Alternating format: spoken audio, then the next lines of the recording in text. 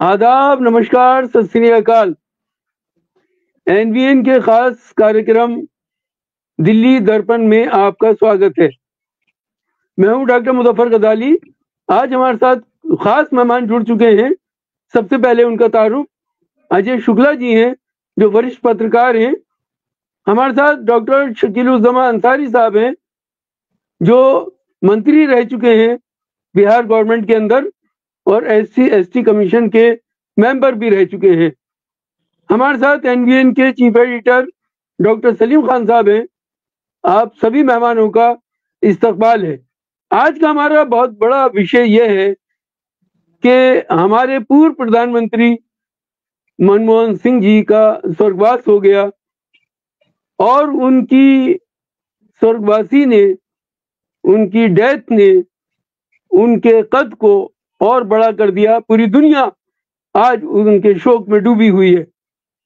Barack Obama ने अपनी किताब में लिखा था कि जब डॉक्टर मनमोहन सिंह बोलते हैं तो दुनिया सुनती है, लेकिन हमारे प्रधानमंत्री मोदी जी कहते थे उनको मोनी। तो आज इसी विषय पर हम बात करेंगे अपने वरिष्ठ मेहमानों से और जानने की कोशिश करेंगे कि मनमोहन सिंह के काल में और आज के काल में क्या अंतर है और क्या कुछ कारनामे मनमोहन सिंह जी ने किए देश को आगे बढ़ाने के लिए, देश की उन्नति के लिए, देश की तरक्की के लिए। RTI लाए, RTE लाए, राइट टू एजुकेशन एक्ट, ही नहीं बल्कि भूखों को खाने के लिए फूड सिक्योरिटी बिल लाए और क्या कुछ किया।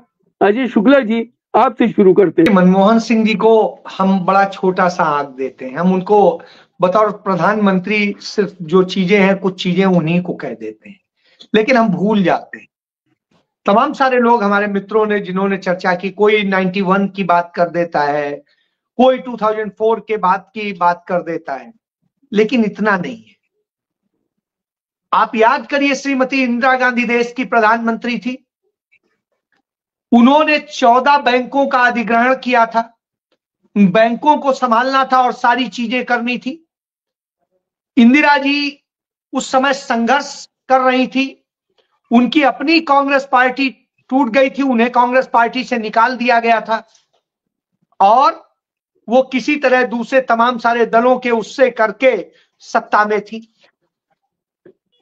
उस दौर में उन्होंने देखा कि किस तरीके से 1950 से लेकर 1960 के दौर में कि बैंकें किस तरीके से पूंजीपतियों के हाथ में काम कर रही थी और आम जन का शोषण कर रही थी। इंदिरा गांधी के मन में दर्द था उस बात के लिए कि कैसे उसमें मदद की जाए और क्या किया जाए। उन्होंने तमाम पूंजीपतियों के हाथ से 14 बैंक छीनी और उनका राष्ट्रीयकरण कर दिया।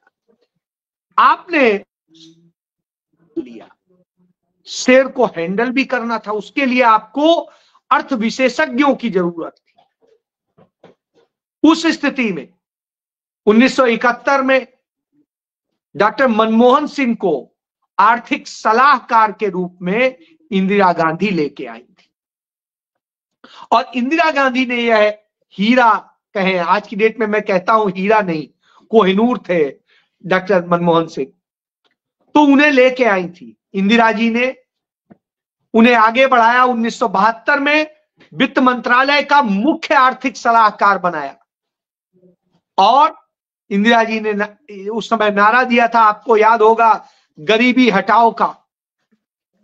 और उस प्रोजेक्ट पर मनमोहन सिंह ने काम शुरू किया था उस समय।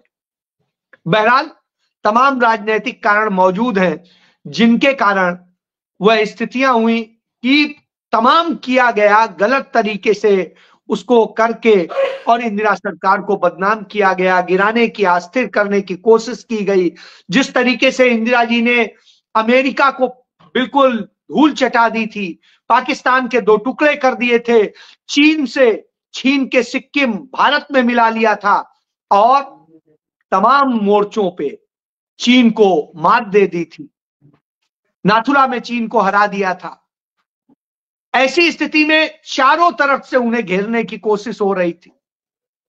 इधर हमारे देश के तमाम विपक्षी नेताओं के CIA कनेक्शन की पूरी फाइल मौजूद है कि उनको किस तरीके से फंडिंग हो रही थी, क्या हो रहा था और क्या क्या था। उस समय श्रीमती गांधी ने ही रॉ बनाई थी, याद करिए। और डॉक्टर मनमोहन सिंह उस समय आर्थिक रूप से कैसे क्या चीजें निपटनी है, क्या करनी है, इसकी नीतियां बना रहे थे। आगे बढ़िए, जब सरकार चली गई काम अधूरा रह गया। 1980 में श्रीमती गांधी फिर से आई, प्रधानमंत्री बनी, तो डॉक्टर मनमोहन सिंह फिर से आए और प्लानिंग कमीशन में सदस्य के रूप में आए और उन प्लानिंग पर उन्होंने काम किया। फिर उन्हें श्रीमती गांधी ने फिर से 6 बैंकें और जो अधिग्रहित की और उन्हें राष्ट्रीयकृत किया और इस तरह से 20 बैंकों का राष्ट्रीयकरण हो गया। डॉक्टर मनमोहन सिंह को आरबीआई का गवर्नर बना के उन बैंकों के जरिए पूरे देश में बैंकों को सुलभ बनाने पर काम शुरू हुआ और वह दौर था, एक क्रांति का दौर था। बहरहाल श्रीमती गांधी शहीद हो गई। उनके जाने के बाद में राजीव गांधी ने डॉक्टर साहब को योजना आयोग का उपाध्यक्ष बनाया, क्योंकि उसका अध्यक्ष पदेन प्रधानमंत्री अध्यक्ष होता है, तो उन्हें बनाया। और डॉक्टर साहब ने उस समय योजनाओं पे काम किया और जो राजीव गांधी चाहते थे, चाहे आईटी क्रांति हो, चाहे दूसरे और क्रांति हो, तमाम क्रांतियों में यूथ के लिए, पंचायती राज पे, इन सब पे काम करना था और इस पे योजना आयोग ने एक महान काम किया। डॉक्टर साहब को जिम्मेदारी दी गई और वो संयुक्त राष्ट्र संघ में गए और संयुक्त राष्ट्र संघ के महासचिव बन के उन्होंने काम किया। सरकार बदल गई थी, इस सरकार को तो नहीं था। बहरहाल जब भारत की अर्थव्यवस्था 1 साल में ही डगमगाने लगी तो फिर डिमांड उठी डॉक्टर साहब की, फिर लाया गया, आर्थिक सलाहकार बनाया गया, मुख्य आर्थिक सलाहकार।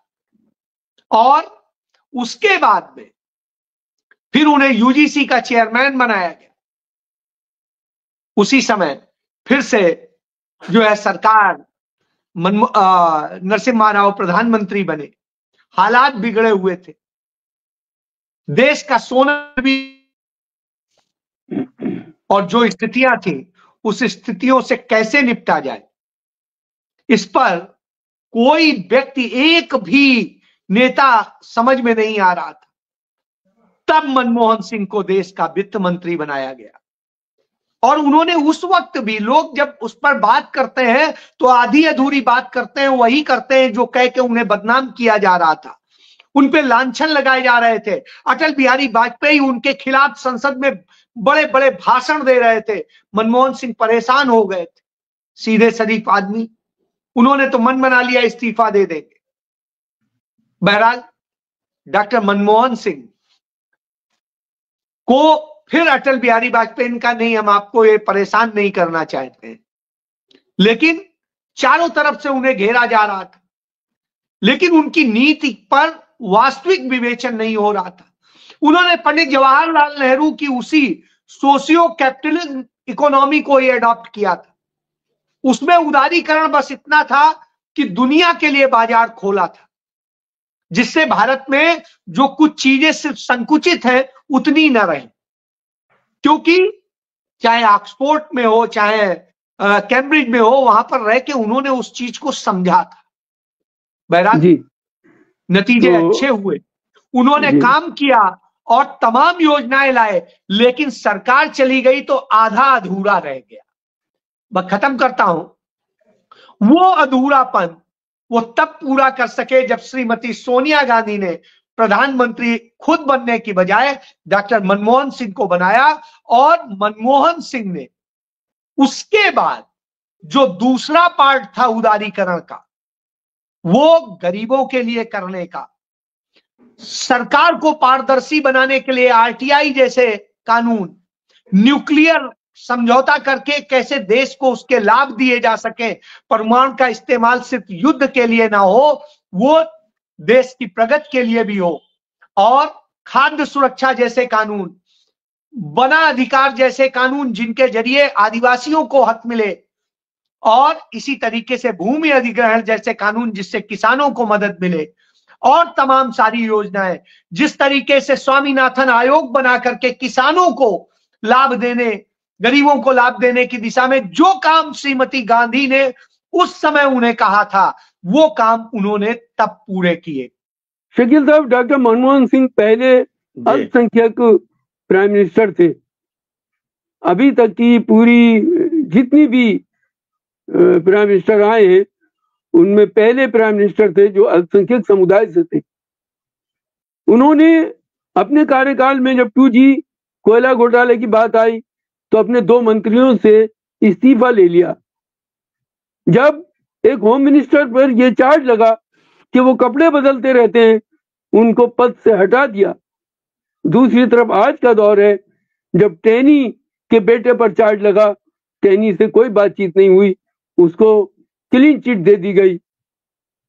इतना ही नहीं बल्कि हमारी पहलवान बेटियां 1 महीने तक जंतर मंतर पर आंदोलन करती रहीं, उनको पुलिस के जरिए खदेड़ दिया गया, उस आंदोलन को दबा दिया गया, लेकिन ब्रिजभूषण के खिलाफ कोई कदम नहीं उठाया गया। जब JNU में डॉक्टर साहब के जमाने में आंदोलन हुआ तो डॉक्टर साहब ने इंतजामिया से कहा कि स्टूडेंट्स हैं उनके साथ नरमी बरती जाए, लेकिन मौजूदा दौर में जब आंदोलन हुआ तो किस तरह से वहां नंगा नाच हुआ हिंदूवादियों का, वो आपके सामने है। आप क्या कहेंगे कल और आज के फर्क पर? देखिए, सबसे पहले तो हम डॉक्टर मनमोहन सिंह के मौत पे दुख और गम का इजहार करते हैं और उन्हें खिराज अकीदत पेश करते हैं। सबसे तारीखी बात यह है कि वो भी एक तारीख से ताल्लुक है कि उन्होंने कहा था कि हिंदुस्तान आज मेरे ऊपर जो भी इल्जाम लगा रहे हैं या जो भी कह रहे हैं, अब लोग उस वक्त तो सत्ता पक्ष थी, तारीख इंसाफ मेरे साथ करेगा और सच मानों में तारीख इंसाफ करेगा। आज ही आपने जैसा अभी शुक्ला जी ने कहा कि मजबूत आज समझ में आया, जबकि मनमोहन सिंह को सबसे कमजोर प्राइम मिनिस्टर कहा जाता था, लेकिन एक दिन के बाद ही तारीख बननी शुरू हो गई। आज उनके मजबूती के तस्करे शुरू हो गए और आज जो 5 ट्रिलियन इकोनॉमी की बात की जाती है, अगर मनमोहन सिंह उसकी नींव नहीं रखते तो हिंदुस्तान इकोनॉमिक कंडीशन में 5 ट्रिलियन के इकोनॉमी बनने के सपने भी नहीं देख सकता था। वो मनमोहन सिंह की ही सोच थी और हर तबके के लिए उन्होंने काम किए। कांग्रेस के जब यूपीए सरकार में रहे तो ठीक कहा शुक्ला जी ने कि जो प्रपोजल थे उसके इम्प्लीमेंटेशन का वक्त आया, गरीबों की इमदाद का वक्त आया, तो मनरेगा के प्रोग्राम को जिस तरह से आगे बढ़ाया गया, जिस तरह से right to food, right to education, right to information, ये सारी इतनी इनकलाबी कदम उठाए गए जिसकी तारीख हमेशा हिंदुस्तान की तारीख याद करेगी। और आज उसको ममोड़ के खत्म करने की जो पब्लिक को जो पावर इंडियन सिटीजन को दी गई थी उसको रोक रहे हैं। मनमोहन सिंह को सिर्फ इकोनॉमिक एक हीरो की वजह से नहीं, पूरी दुनिया में उनकी जितनी मजबूती से पकड़ थी, उस पकड़ से हिंदुस्तान को बहुत फायदा पहुंचा। आपने न्यूक्लियर टीटी की बात देखी, जो उन्होंने दृढ़ संकल्प अपने आप को लिया, मजबूत कदम उठाया कि सरकार उनकी चली जाए तो चली जाए। उधर कम्युनिस्ट पार्टी के सपोर्ट पर हमारी सरकार चल रही थी, लेकिन हिंदुस्तान के लिए वो जरूरी था, तो मनमोहन सिंह पीछे नहीं हटे। उन्होंने कहा सरकार मेरी रहे या सरकार मेरी चली जाए, ये टीटी होगी, और ये टीटी उन्होंने किया। आपने उदारीकरण का जितने भी फार्मूले हैं, अभी शुक्ला जी ने गिनाए हैं, जितने भी ओहदे पर रहे, वो सारे उदारीकरण के नक्शे उन्होंने बनाए थे। और हिंदुस्तान यू टर्न में जिस तरह से गया, जो हमारी मिक्स इकोनॉमी थी, दुनिया को उस वक्त जरूरत थी और देश को भी जरूरत थी उस इकोनॉमी की, तो वो इकोनॉमी मनमोहन सिंह की देन थी, उनकी सोच थी, उनको एज ए फाइनेंस मिनिस्टर उनको इम्प्लीमेंटेशन किया या प्रधानमंत्री के रूप में एक सशक्त मुल्क हिंदुस्तान को बनाया। जब अरविंद केजरीवाल और अन्ना हजारे का आंदोलन हो रहा था, उस आंदोलन को मनमोहन सिंह जी ने दबाया नहीं, बल्कि उनकी बात को सुना गया। जब कल और चीजें हो रही थी, आपको याद होगा, एक बाबा उठे और उन्होंने सरकार के खिलाफ बहुत ही एक तूफान खड़ा किया था। लेकिन जब हम ये देखते हैं कि आज उस तरह का कोई आंदोलन खड़ा हो, कोई चीज खड़ी हो, उसको जोर के साथ, ताकत के साथ दबा दिया जा रहा है। मनमोहन सिंह और आज के जमाने में आप क्या फर्क महसूस करते हैं? फर्क तो आपने बता दिया, लेकिन मैं उसकी वजह, उसका कारण बताना। जब इंसान को सत्ता का डर होता है और सत्ता की लालसा हो, तो वो होता है जो अब हो रहा है। यानी ये कि ये सत्ता जो मिल गई है, ये किसी तरह जाने ना पाए। अगर ये चली गई तो हमको जेल जाना पड़ेगा, उसके अलावा हमारे लिए कोई जगह नहीं है। जब ये डर किसी के दिल में बैठता है, तो अगर पत्ता भी हिले तो वो डर जाता है, और वो जो है वो उसके खिलाफ, मतलब एक आदमी ने एक बयान दिया अमित शाह के खिलाफ, तो पता चला कि योगी ने उसको पुलिस से गिरफ्तार करवा लिया, हालांकि वो बेचारा एक मामूली जो है वो जर्नलिस्ट है। तो ये इनके दिल में डर है और इनके दिल में लालच है। इन्होंने इस तरह की शाहाना जिंदगी गुजारना शुरू कर दिया है। 8,000 करोड़ के जहाज में घूमते घूमते इनको ऐसी हवा इनके दिमाग में भर गई है कि इनको लगता है कि सत्ता के बगैर ये जी नहीं सकते, इसलिए ये लोग ये सब कर रहे हैं। इसके मुकाबले मनमोहन सिंह का मामला ऐसा था, जैसा कि अभी बताया गया, कि उन्होंने अपनी सरकार को दांव पे लगा के अमेरिका के साथ ट्रीटी की। उस वक्त इस बात का खतरा था कि सरकार गिर जाएगी, लेकिन उन्होंने कहा कि गिरी तो गिरी, रही तो रही। तो इस तरह का जब वो होता है इंसान के दिल में कि भाई हम अपने उसूलों के लिए इक़्तिदार में आए हैं, सत्ता में आए हैं, उन उसूलों के साथ सत्ता में रहेंगे, अगर वो नहीं रहे तो हम चले जाएंगे। लेकिन ये कि किसी आवाज को कुचलेंगे नहीं, दबाएंगे नहीं, अपनी सादगी की जिंदगी जैसे पहले गुजारते थे एक प्रोफेसर के तौर पे, वैसी जिंदगी गुजारेंगे। तो ये जो सोच का फर्क है, ये अभी वाली सरकार में और पिछली वाली सरकार में, इसकी वजह से ये लोग डरे हुए हैं और ये लोगों को डरा डरा के अपने अधीन रखना चाहते हैं। मनमोहन सिंह का ऐसा मामला नहीं था, वो किसी से डरते नहीं थे और किसी को डरा के सत्ता में रहना नहीं चाहते थे।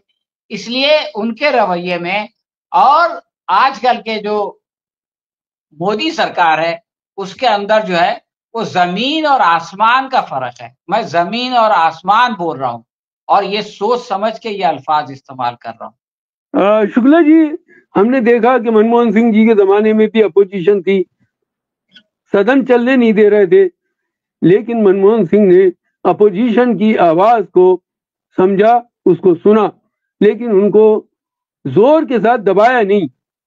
लेकिन आज की सरकार इंतहाई कमजोर प्राइम मिनिस्टर आज का है, जो अपोजिशन को कुचलने के दर पर है, उनको काम नहीं करने दे रहा।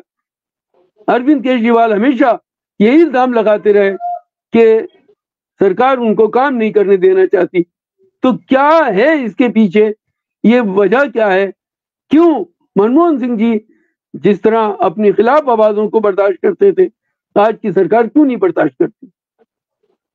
देखिए, मैं दो चीज बताऊं। मनमोहन सिंह जी की चूंकि बात हो रही है तो मनमोहन सिंह जी का मैं एक घटना बताता हूं। वो जेएनयू गए थे, उन्हें काले झंडे दिखाए गए थे। वहां के प्रशासन ने वहां उन स्टूडेंट्स को नोटिस जारी कर दिया था, उन पर निकालने की कार्रवाई शुरू हो गई थी। मनमोहन सिंह जी के यहां से पीएमओ से फोन गया कि वो स्टूडेंट्स हैं, उनका अधिकार है प्रोटेस्ट करना, और उन्होंने हमें काले झंडे दिखाए हैं, इस कारण से उन पर कोई कार्रवाई नहीं हो सकती है। और उन्होंने सख्त हिदायत दी कि ऐसी कार्रवाई के बारे में दोबारा कभी मत कीजिएगा। ये मनमोहन सिंह थे।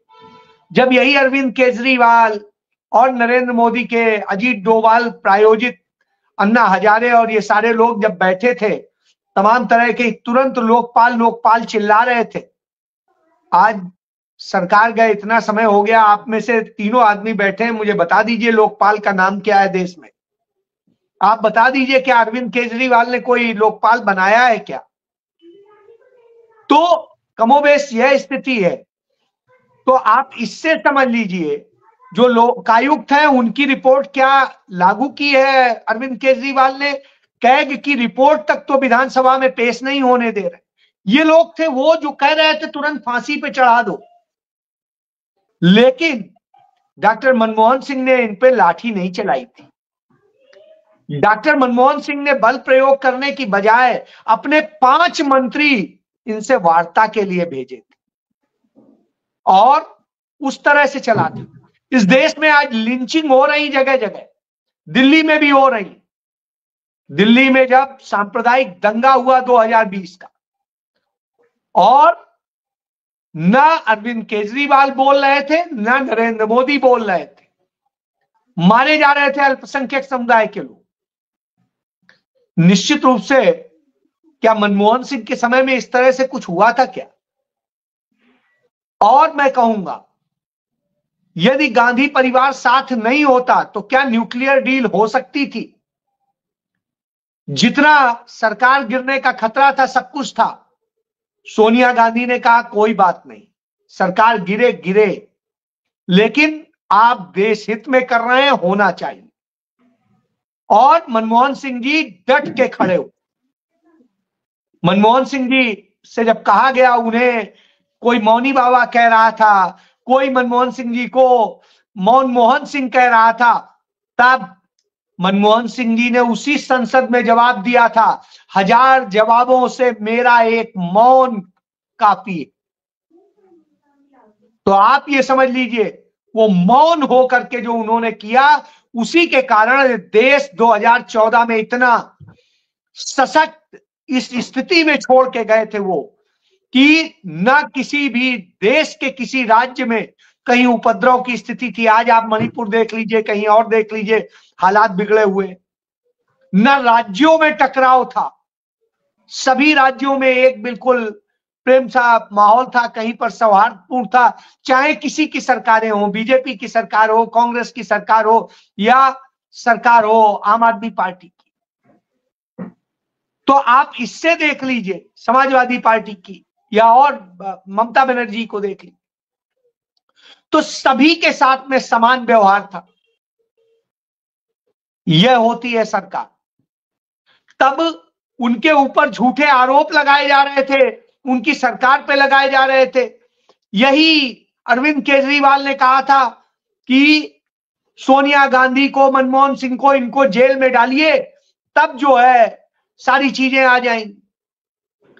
यही नरेंद्र मोदी ने जैसे ही कुर्सी से उतरे, मनमोहन सिंह के यहां सीबीआई भेज दी थी, और किस तरीके से ढोल पीटा गया था, किस तरह से संसद के भीतर मनमोहन सिंह जी को बेइज्जत किया गया था। आप इन सारी बातों को यदि देखिए, उस शख्स को जो असल में 100 नहीं कितने भी % जोड़ लीजिए वो ईमानदार ही था, और उसके पास 1 टका बेईमानी का नहीं था, एक संपत्ति बेईमानी की नहीं थी। यह उस व्यक्ति की खासियत थी। उस व्यक्ति की खासियत थी कि वो सिर्फ काम करता था, बोलता नहीं था। लेकिन जब सवाल उठता था तो गंभीर से गंभीर, बड़े से बड़े सवाल पूछने की इजाजत मीडिया को थी, और वो जवाब देता था। वो कभी डरता नहीं था किसी सवाल से। तो वो मनमोहन सिंह थे, और वो मनमोहन सिंह ने उस स्थिति में देश बनाया, इस देश में सौहार्द स्थापित किया। जो इस देश के अंदर आतंकवाद की स्थिति पैदा हो रही थी, तो एनआईए बना करके किस तरीके से उसको कंट्रोल करने के लिए पूरा काम किया। सबसे पहले पंजाब के ही डीजीपी रहे थे एनपीएस औलख, वही बने थे उसके चीफ। क्योंकि मेरी उनसे मित्रता थी तो बहुत सारी बातें मैंने करी, जानी कि कैसे कैसे क्या है। तो मनमोहन सिंह जी के बारे में उन्होंने कहा था, उन्होंने कहा है कि खुला हाथ है, मुझे कोई मतलब नहीं है वो हिंदू है, मुसलमान है, सिख है, ईसाई है, कौन है। यदि वो आतंकी घटना में है तो उस पर कार्रवाई कीजिए, बड़ी बात जी। थी। तभी निकल के आया था वह हिंदू आतंकवाद। तो तमाम चीजें आई सामने। बहरहाल लोगों ने उन्हें बदनाम किया। हर बात साबित हो चुकी है आज कोर्ट में कि वह निरा जो है ईमानदार था। एक जी। भी आरोप सही नहीं साबित हुआ, लेकिन आरोप लगते थे। वह व्यक्ति जांच भी कराता था, एफआईआर भी दर्ज करवाता था और गिरफ्तार भी करता था। जी। यह खूबी थी उस शख्स की। जब जी नेशनल हेराल्ड अजय को शुक्ला लेकर जी। के कंप्लेंट आई तो नेशनल हेराल्ड मामले में भी उस शख्स ने जांच करवाई सोनिया गांधी, राहुल गांधी के खिलाफ, और गांधी परिवार ने उसमें छू नहीं किया था। यह बड़ापन होता है। जी। इसलिए डॉक्टर मनमोहन सिंह इतने महान थे। और आज वही लोग जो उन पर आरोप लगाते थे, कोई कह रहा है कि उन्हें भारत रत्न दे दीजिए, कोई कह रहा है कि अरे वो तो इतने ऐसे थे वैसे थे। साहब, उस शख्स के ऊपर इतना कीचड़ उछाला, इतना उसे गंदा करने की कोशिश की, और सिर्फ इसलिए क्योंकि आपको सत्ता पानी है, तो आप एक निरे ईमानदार व्यक्ति को इस तरह से कलंकित करेंगे। इतनी गंदी राजनीति हमने देखी है। अन्ना जैसे आंदोलन गंदगी और आरएसएस प्रायोजित थे, यह बात किसी को अब बताने की जरूरत नहीं है। विवेकानंद फाउंडेशन के वो सारे लोग पीएमओ में बैठे हैं। तो आप इससे समझ लीजिए, अरविंद केजरीवाल दिल्ली की सत्ता में और पंजाब की सत्ता में उसी बूते बैठे हुए। तो डॉक्टर मनमोहन सिंह को जैसे पवित्र व्यक्ति को कलंकित करके यह लोग सिर्फ सत्ता पाने का खेल रच रहे थे। इससे बड़ी गौ हत्या और कोई नहीं हो सकती। डॉक्टर साहब, मनमोहन सिंह जी ने कहा था कि सवालों का सामना करना चाहिए। उन्होंने अपनी आखिरी प्रेस कॉन्फ्रेंस में कहा था कि इस देश में क्रोनी कैपिटल हो जाएगा, कैपिटल चंद लोगों के हाथों में इकट्ठा होगा। इस समय जो हालात हैं वो ये हैं कि कैपिटल चंद लोगों के हाथों में है, सारी चीजें उन्हीं को दी जा रही हैं। सिर्फ इतना ही नहीं, बल्कि मिडिल क्लास टैक्स से परेशान है, गरीब आदमी गरीबी से और महंगाई से परेशान है। आप क्या कहते हैं इस बारे में? मनमोहन सिंह जी की जो पेशीन गोई थी आज वो सच साबित हो रही। देखिए, वो जिस वक्त नोटबंदी हुई थी तो मनमोहन सिंह ने कहा था जीडीपी 2% से ज्यादा घट जाएगी। बाद में सही साबित हुआ। वजह यह है कि वो इकोनॉमी के ऐसे जानकार थे कि उन्होंने इस डूबती हुई नैया को पार लगाई थी। उन्हें सब कुछ मालूम था। जब पूरी यूरोप अमेरिका में रिसेशन आया, इंडिया ही एक ऐसा मुल्क था जो बचा उसमें। और मनमोहन सिंह जी की क़यादत में जितने भी इल्जाम लगाए जाएं, ये वो सब अब धुल चुके हैं। इनके ऊपर कुछ नहीं है। वही लोग भी कल ये बात साबित करेंगे। क्योंकि आज और कल, आपने सलीम खान ने ठीक कहा, आज और कल का कोई मुकाबला ही नहीं कर सकते हैं। आज डेमोक्रेसी पर खतरा है। आज डेमोक्रेसी है कहाँ? पार्लियामेंट्री डेमोक्रेसी है कहाँ? एक साथ 100 एमपी को निकाल देते हैं। पार्लियामेंट पर भरोसा नहीं, पार्लियामेंट चलाते नहीं, पार्लियामेंट की कार्रवाई होती है, सवाल के जवाब नहीं देते हैं, और किसी को पूछने का हक नहीं। कोई प्राइम मिनिस्टर प्रेस कॉन्फ्रेंस नहीं करता है। तो हम बस ये चाहते हैं मनमोहन सिंह का कल अंतिम विदाई हो जाए, खराज अकीदत पेश करे, और सरकार को ऐसे रत्न को भारत रत्न देना चाहिए। बस यही हमारी। जी सलीम खान साहब, मैं आपसे आखिरी टिप्पणी लूंगा। क्या आप इस पूरी जो मामला है मनमोहन सिंह, आज के हालात, इस पर एक आपकी आखिरी टिप्पणी? दो बातें मैं कहना चाहता हूं। पहली बात तो यह है कि अभी ये बात हो रही थी कि इतिहास जो है वो न्याय करेगा या दयालु होगा। देखिए, इतिहास कैसे काम करता है।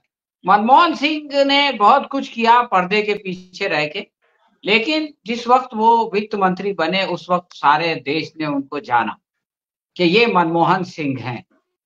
उस जमाने में 91 में लाल कृष्ण आडवाणी एक बहुत बड़े लीडर थे, पूरे देश में दंगा फसाद कर रहे थे, नफरत फैला रहे थे। और उसके बाद ये हुआ कि नरसिम्हा राव हार गए और अटल बिहारी प्रधानमंत्री बने, लाल कृष्ण आडवाणी नहीं बन सके। और आप ये देखिए कि दूसरी मर्तबा जब अटल बिहारी वाजपेयी हारे तो मनमोहन सिंह प्रधानमंत्री बने। यानी इसमें जो पैगाम है, इसमें जो संदेश है वो ये है कि आप सोचते हो कि आप दंगा फसाद करके, खून खराबा करके, नफरत फैला के सत्ता में आ जाएंगे, तो ये जरूरी नहीं है। मनमोहन सिंह ने ऐसा कुछ भी नहीं किया, कोई मक्कारी नहीं की, कोई नफरत नहीं फैलाया, लेकिन इसके बावजूद नियति को ये मंजूर था कि वो प्रधानमंत्री बने, तो वो प्रधानमंत्री बने। एक और बात मैं कहना चाहता हूं, मनमोहन सिंह जिस इलाके में पैदा हुए वो अब पाकिस्तान में गाह नाम का गांव है, चकवाल जिले में। तो वहां से एक उनका सहपाठी, एक क्लास फेलो उनके पास आया जब वो प्रधानमंत्री थे, और वो अपने साथ स्कूल का रजिस्टर लाया और उसने दिखाया कि देखो मैं ये रजिस्टर लाया हूं।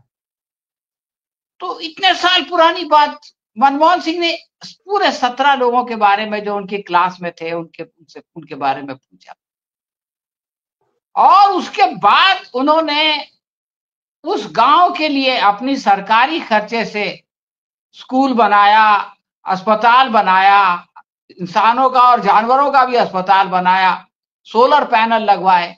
यानी आप ये देखिए कि जो ताल्लुक था, जो रिलेशन था। उसके बाद जब वो कॉरिडोर में वो गए पाकिस्तान, अपने कार्यकाल में वो पाकिस्तान नहीं गए कभी, लेकिन जब कॉरिडोर खुला दरबार सिंह साहब का तो गए। तो उन्होंने ये कहा कि मैं अपने गांव जाना चाहता हूं, और आज भी उस गांव का जब भी कोई मुझसे मिलता है तो मुझको मोहना कहता है, और उसका मोहना कहना मुझको बहुत पसंद है। तो इस तरह से जैसे उनका नाम था मनमोहन, उसी तरह से जो है वो उनकी पर्सनालिटी भी मनमोहक पर्सनालिटी थी, और देश उनको जो है वो हमेशा याद रखेगा। जी शुक्ला जी, मैं आपसे आखिरी टिप्पणी लूंगा चंद सेकंड में। पूरी दुनिया याद कर रही है आज मनमोहन सिंह जी को और उनके कारनामों को बयान कर रही है, लेकिन अफसोस हमारे देश का एक मीडिया ऐसा भी है जो अब भी उनकी कुछ कमियों की तरफ ही बात कर रहा है। आप क्या कहेंगे इस मानसिकता को? देखिए, मुझे लगता है कि कमियां निकालने में किसी में भी निकाल लीजिए। मनमोहन सिंह जी ने जो शब्द कहे थे उन्हीं शब्दों को आप याद कर लीजिए। जब मनमोहन सिंह ऑक्सफोर्ड यूनिवर्सिटी से पढ़ करके चलने लगे डॉक्टरेट करके, तो ऑक्सफोर्ड यूनिवर्सिटी ने कहा हम चाहते हैं आप हमारे यहाँ पढ़ाओ, आप जैसे काबिल उसकी हमें जरूरत है। उन्होंने कहा कि पंडित नेहरू भारत को बना रहे हैं और उसमें उन लोगों की जरूरत है जिन्हें, जो उनके कारण से इस स्थिति में आए कि आज इन देशों में आके पढ़ पा रहे हैं। तो मुझे वह सुख की और वो परफेक्ट नौकरी नहीं चाहिए। मैं जाके भारत के लिए काम करूंगा क्योंकि उसने मुझे इस तरह से वो किया है। तो जिस व्यक्ति की यह सोच रही हो, तो कोई यदि कमियां निकाले तो निकालता रहे। तो सीधी सी बात है, उस शख्स ने तो कभी जवाब दिया नहीं, और उन्होंने खुद संसद में ही कहा था कि इसका जवाब वक्त देगा, मीडिया नहीं, वक्त जो है हम इतिहास हमारे साथ इंसाफ करेगा। तो आज इतिहास कर रहा है, मीडिया जरूर नहीं कर रहा है, न करने दीजिए। उन्होंने मीडिया से अपेक्षा भी नहीं की थी। जी बहुत बहुत शुक्रिया। इस वीडियो में इतना ही। हम फिर एक और मसले के साथ आपके सामने हाजिर होंगे। तब तक के लिए दीजिए इजाजत। अगर अभी तक आपने हमारा चैनल सब्सक्राइब नहीं किया तो सब्सक्राइब कीजिए, लाइक कीजिए और शेयर करना ना भूलिए। बहुत बहुत शुक्रिया।